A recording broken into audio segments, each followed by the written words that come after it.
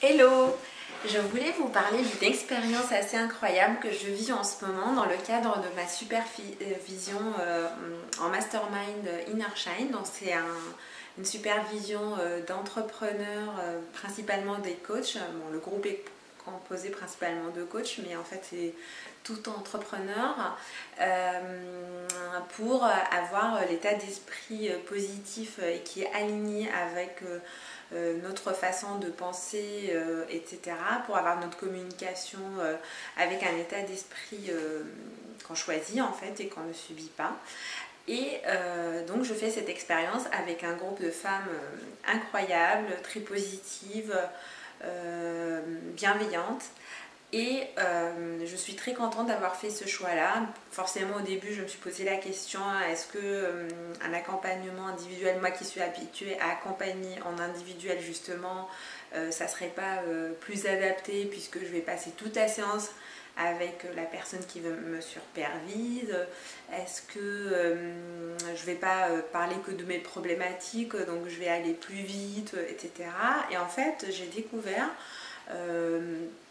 que le fait d'évoquer des problématiques communes ou pas, en fait, ça nous fait vraiment grandir et que c'est enrichissant en fait aussi d'écouter les sujets que amènent les autres personnes sur lesquels on est ou on pense être à l'aise et que finalement on peut l'être moins que ce qu'on pensait.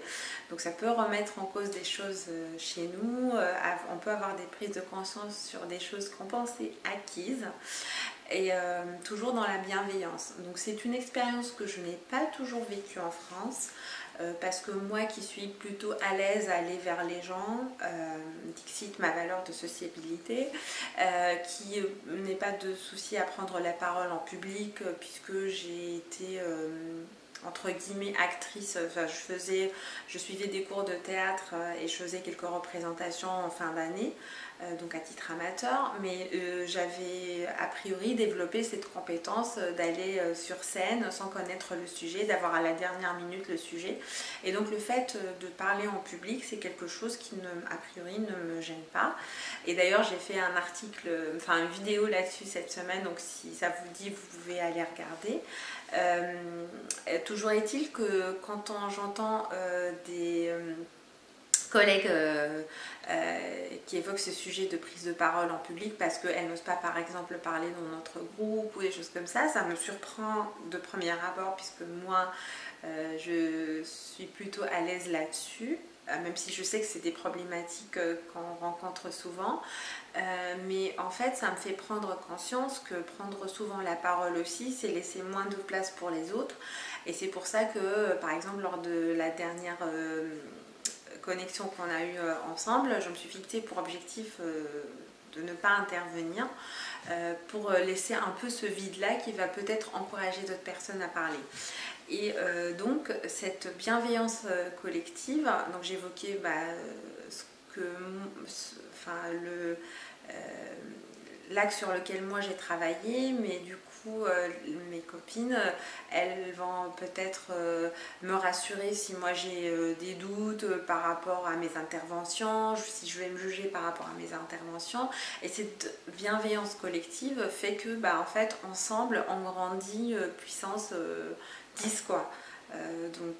C'est un sentiment qui me semble partagé puisque j'ai vu plusieurs témoignages en audio, vidéo, à l'écrit, et ça me fait énormément plaisir parce que j'ai l'impression d'avoir dépassé aussi collectivement un cap,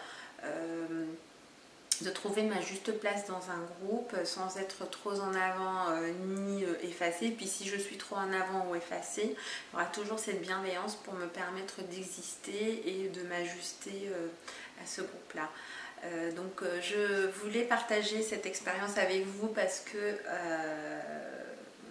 je suis contente de cette expérience et pour vous encourager aussi à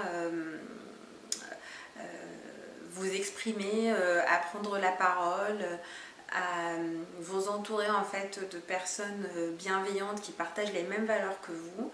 Et c'est extrêmement enrichissant, et quand vous avez des doutes, ces personnes-là vont vraiment vous permettre d'aller de l'avant Et quand eux-mêmes ils ont des doutes, ça va vous permettre de les questionner, pas forcément de leur donner des conseils, mais de les questionner, de leur dire que vous êtes là, que vous les comprenez. Et c'est hyper important pour les uns et les autres. Donc voilà, j'espère que ce partage vous parle, en tout cas, ou vous apporte quelque chose. Et n'hésitez pas à m'écrire en commentaire ou en message privé si ça évoque quelque chose chez vous. Merci.